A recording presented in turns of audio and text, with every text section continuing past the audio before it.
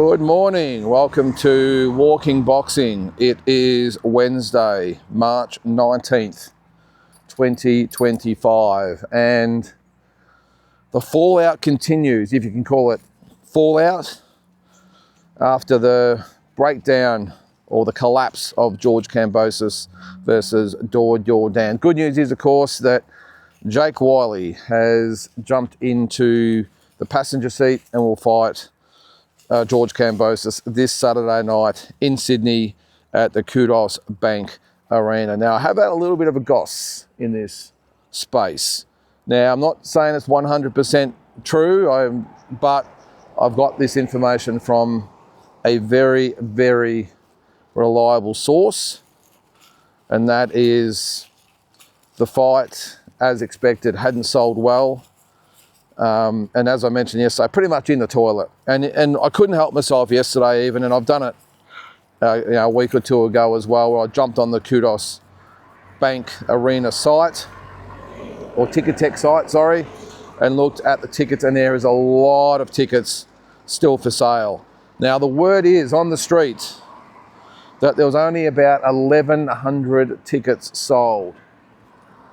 1,100 tickets, and Eddie Hearn was, as you can imagine, in a bit of a flap. It's a Matchroom promotion, don't forget. It's a Matchroom promotion, and they were pretty much looking to just pretty much give away about 5,000 tickets just so they'd have a crowd.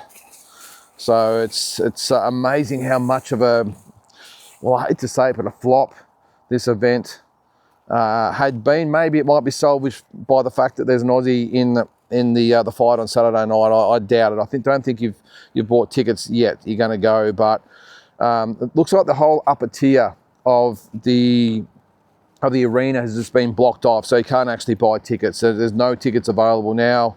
I'm assuming if there's only been like 1,100 tickets sold, that it couldn't possibly be sold out up the top area. So it looks like that has been blocked off, and down below on the sort of bottom tier of seats, there is a lot of empty seats, a lot, enough to make a promoter very concerned. And take it from me, there's no worse feeling when your event just hasn't sold. Now, I was at a lot lower level than these guys, of course, but if you've got a 20,000 seat arena, and you're looking at having about 1,100 people plus maybe another 5,000 tickets given away, you can imagine the losses involved in that. So look, again, I'm not saying it is 100% true, because I haven't heard the other side of the equation or the story with the Matchroom side. I'm sure it'll all come out in the wash. But as I said, the source that told me this information, very, very reliable and creditable. So we will see. I'm sure, again, all the goss will come out in the wash.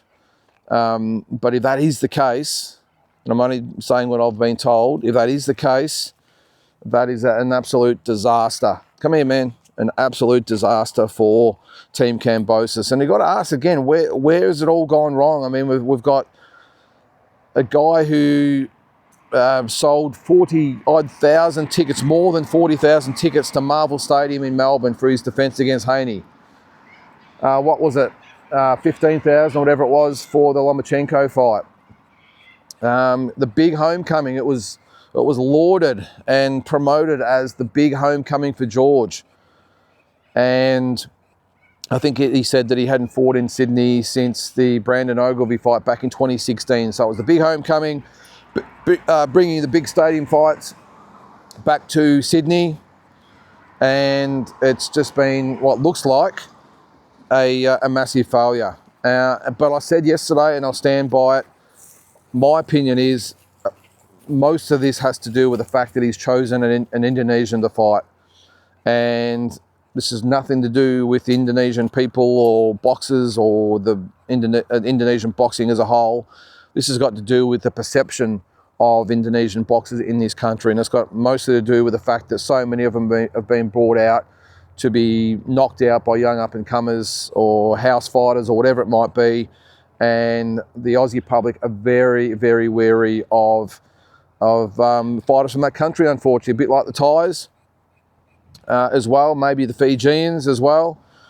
And I think I said the other night on Talking Boxing that the Thais, unfortunately, have got a shocking view of them based on what a lot of promoters have done with a lot of the poor, unfortunate fighters they bring out here to get sacrificed in front of 500 screaming bloody Aussies and have got no chance to win. But geez, you get them back home in the natural habitat in the Muay Thai ring, and it's a totally different story, I can tell you. But all that aside, I think the fact that they brought in Yordan as an Indonesian, I just thought it was doomed to fail straight away. My gut feeling at the start was, oh my God, this has got disaster written all over it. This is not going to work. However, I was pretty confident that George Kambosos, who's built himself up to be a real star of boxing in this country, not just in this country, but in the lightweight division on the world scene. And I just thought maybe his star power might carry the event a bit, but geez, has just done it solo. Now, I know it hasn't been all his fault, or maybe it has with his promotional firm that I said yesterday, Noonan Boy and Australian Boxing Central have done a great job just promoting this fight single-handedly because they've had no help from any of the other sites. We've had nothing from the mainstream media. See, even this week, now I might be wrong here, but I've seen nothing from the other social media creators. I've seen nothing from Jay McAllister. I've seen nothing from before the fight. I don't think I've seen anything from Oz Boxing. No coverage of this fight whatsoever. Now, I'm assuming that especially someone like Jay McAllister, he would have been there for sure this week. With all the festivities there and the press conferences and the weigh-in and obviously the fight itself, but no interviews, no coverage, no nothing. And I know before the fight, it's not really his thing to promote these events up. He's more of a interviewing type of site these days and does a great job. But yeah, it's just the silence on this event has been deafening, and I wouldn't begrudge George Kambosos sitting back and thinking or saying, what the hell? What have I done here where I've managed to sell 1,100 tickets in my hometown in a big, well, supposedly big international fight, and the interest has been zero. Now, the other thing, look, I'm not saying it is the case, but it could be the case. I don't want to get anyone's knickers in a twist out there, but the fact that the two main undercard fights as well are female, you would have thought with a matchroom promotion, I get it that Eddie Hearn's probably thought, well, we'll bring the Aussie world champions out of here to fight on the undercard.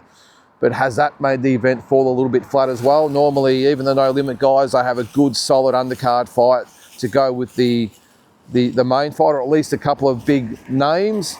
Now, I know they haven't really got those big names in Australia anymore with Liam Paro now defecting to No Limit. But they needed someone like him, in my opinion, on the card just to maybe help steady the ship a little bit. And it's probably bad enough looking at George against this supposedly, well, looked to be an outmatched type of opponent. I know he's got a good background, has fought for world titles, all that sort of stuff. But you can't beat perception, and the perception was that he's fighting an Indonesian, and we've got two female fights on the undercard. Yeah, and Teramona hasn't really been used in any promotion whatsoever. I mean, he only had an opponent, within the last week, so not the greatest promotion I would have thought. And Eddie Hearn, look, he's had his issues overseas. A lot of fight shows. I did read that he's only been at home in England for 3 months or 4 months last year of the year. The other 8 months were on the road travelling around the world for fights. So maybe his priorities weren't sort of focused on it. Maybe he thought that the Aussie public would just embrace George and the fight, and he didn't really need to do a lot of promoting of this fight. Well, if that's the case, it's 100% blown up in their faces, hasn't it? Because, again, there is has been no interest in the event whatsoever. So he's probably just got the call the other day saying, oh, geez, we haven't sold any tickets, and he's probably jumped into promoter mode, and I've been there myself. For Christ's sake, go and give away all these tickets, and then we'll push everyone down the front so at least it looks semi sort of populated. But geez, on fight day, there's only about 6. I'm sure there'll be a few more get there now. There's like 6,000 or 7,000 people there, and even in an arena that size, there's going to be a lot of echoes around that room. So it's a shame. It really is. I don't like to see this, because what it also does for someone like Eddie Hearn, it probably starts him thinking again, well, why am I bothering with this country? We had such a success with the Jaya Pattaya fight with Nyika, and we come back to this. George is supposed to be this star in Australia. What am I doing? And he's such a busy guy with such a busy promotional company that he'll be thinking, well, that's fine. If they don't want the fights here, we'll just take them overseas and we won't get them. That's the only danger. We saw it a couple of years ago with the Liam Paro, Brock Jarvis fight, where I don't think it went as well as they hoped. It fell a little bit flat, and we didn't see him for 2-3 years, whatever it's been. So hopefully this is not the case here. I think the fact that the Jaya Pattaya is here, of course, but maybe they just take him back over to Saudi Arabia or England or whatever it might be. We don't see much of Jaya either. So yeah, not good in the scheme of things. And look, all things aside, I mean, there'll be a lot of people probably having a bit of a chuckle about the whole thing. I can tell you, as a promoter, there's nothing worse than that sinking feeling of this event is going to be a flop. We're going to lose a shitload of money. Now, I'm assuming in the scheme of things, it's not going to worry Eddie Hearn too much. If he loses maybe a couple of $1 million on the event, or maybe not even that, maybe he loses $1 million. I mean, it's really nothing in the scheme of things. He probably made 20 times that last year. So it's a little bit of a setback. But I do know that sinking feeling of this event's just going to tank. Not good. But I'm sure he will survive. I'm sure he'll manage to put food on the table next week, Eddie Hearn. But all that aside, I do feel for George as well. Coming back to Australia, and he would have been really excited about, not back to Australia, but back to Sydney. He would have been excited about fighting in front of his home crowd again, and really maybe stirring up a little bit of attention as far as him going forward, but not going to be the case. Let's hope that the fact that maybe Jake Wilder's in the fight now, maybe it'll really spark a little bit of attention, an Aussie versus Aussie sort of situation, the Rocky story, all that sort of stuff. And we might get a few more people there. On to some other news. Actually, speaking of George Kambosos, I think, and Eddie Hearn, I think he did actually say that potentially, if the Hitchens fight doesn't happen later in the year, that they might look at Jack Catterall, which would be a good test for George as well. Or that'd be a really good fight in an eliminator, because Hitchens is making noise about wanting to fight Teofimo Lopez. And I know a lot's been said that it'll be George and Hitchens at the end of the year, but I saw Hitchens speak the other day, and he did say that his preferred fight would be Lopez, but also he's obviously been going back and forth with George online as well. So either way, there's some big opportunities for George there if he can get through Saturday night, and I'm assuming he will. You'd expect him to have too much experience for Jake, but apparently Jake is a big guy. He walks around at about sort of 70 odd kilos. He'll boil down to 64 kilos or whatever it is in the 140 pound division, but he's going to be a big guy. So I'm sure he'll give George some issues, some troubles, but I just expect that George's experience will be too much for him. Now, some other news, still getting back to the TKO boxing. Now, I won't say there's alarm bells or anything, but there's some red flags already. That Dana White has had a quick interview, and he's not totally in line with Turki Al Sheikh. Now, Turki Al Sheikh said that the other day he's not looking to put other promoters out of business. He wants to work with them. He wants to work with the sanctioning bodies. It's not about just taking over boxing or eliminating others. But Dana White said in his little interview the other day, or mini interview, whatever you want to call it, that is indeed exactly what they want to do. They want to start from the ground up, from boxing, and start afresh, right from the building blocks or the bare base, and build it up from there. They want to strip, or he wants to strip it right down to its bare bones and start again. So good luck with that, starting boxing again. Now, in my opinion, that almost makes Dana just, I won't say delusional, but a little bit out of step with what's happening in boxing. I mean, this is a sport that's been around for over 100 years, or probably 150 years, whatever, and before that in primitive forms. But he thinks he's going to strip back boxing and start it again. I think that is just ridiculous. And I hope he, in his mind, he doesn't think that this whole thing's just going to be nice and easy like it was with the UFC. Not the UFC was easy, but geez, I tell you what, it's a hell of a lot easier than stripping back boxing and starting again. So good luck with that, Dana, but I just don't think it's going to happen. And the fact that Oscar and Eddie and Bob and Frank and everyone, none of them really seem concerned about the whole thing. I've just got a feeling they know a little bit more than what we do, and they probably don't really rate his chances of pulling it off. So we'll see. Lots of interesting times coming up. There is talk that it will be the promoter of Canelo and Crawford in September, and it'll be on Netflix. That will be the first test of the TKO boxing promotional firm and the Netflix side as well, although I know we had Paul and Tyson last year, but probably the first sort of real big boxing fight on the channel. So some interesting times coming ahead for that, or for the whole thing. What else did I see the other day? Still, Andrew Moloney still in talks with or his management still in talks with the team of Pulmaleli Cafu. I think he's a WBO champion, about Andrew going over to South Africa and fighting him in May, I think it was. Now, there was talk that Roman Chocolito Gonzalez was going to be the opponent, but that's fallen over. And now Cafu was looking for another opponent, and Andrew Moloney said, hey, I'm ready, let's go. So let's hope he gets an opportunity. Sometimes it does pay to keep in shape and be ready, and Andrew, who knows, could be that guy. There's a lot of heartbreaking boxing, but there's also sometimes those good news stories, and we've seen it this week with Jake Wiley. So we'll see what happens there.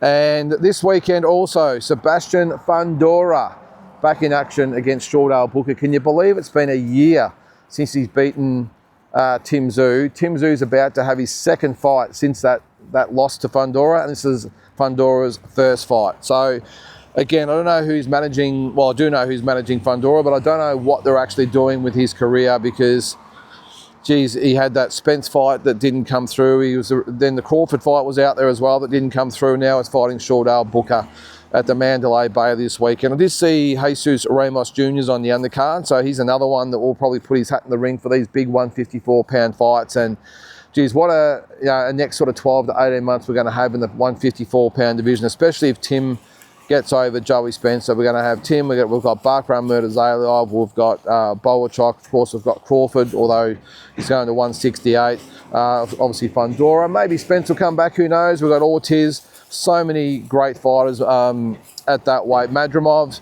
So the list of fights that we could possibly have at 154 are just staggering at the moment. Let's hope we can get all those fights over the next 12 to 18 months, as I said. So actually another fighter as well that's looking to maybe step up and throw his hat in the ring for bigger fights is Janibek Alimkhanuly. Now, he's actually expressing interest in going up to fight Canelo at 168.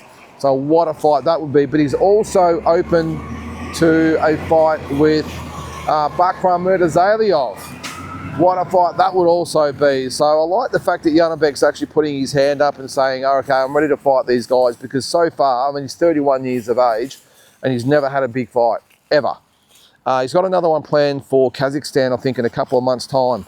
But how good would that be for him to maybe fight Bakram Murtazaliev, and then maybe, even like stay at 160 for a little bit, fight Lara or Adames, and then move up and put his hat in the ring to fight Canelo. I think he's got to do it.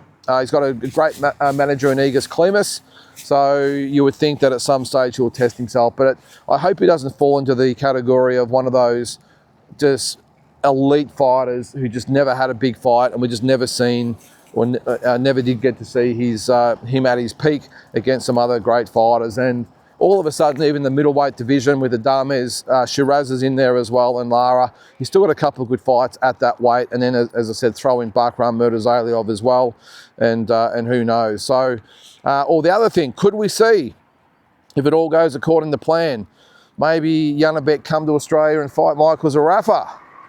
Geez. Now, before you say, oh, come on, there's no way Janibek's going to fight Zarafa, and Zarafa wouldn't have a chance, all this sort of, hey, well, they brought Janibek to Australia to fight Andrei Mikhailovich. So if they can do it for that, then why not bring it to bring him back to Australia for Michael Zarafa? Maybe that could be the big pay-per-view they were talking about, to go back to Melbourne. Zarafa versus Janibek in Melbourne on pay-per-view. Maybe that they would be able to sell the fight if that was the case. But anyway, lots to play out in that space. So guys, that's going to do it for today. It is a beautiful day, by the way, so I'm going to enjoy it, and we'll catch you tomorrow.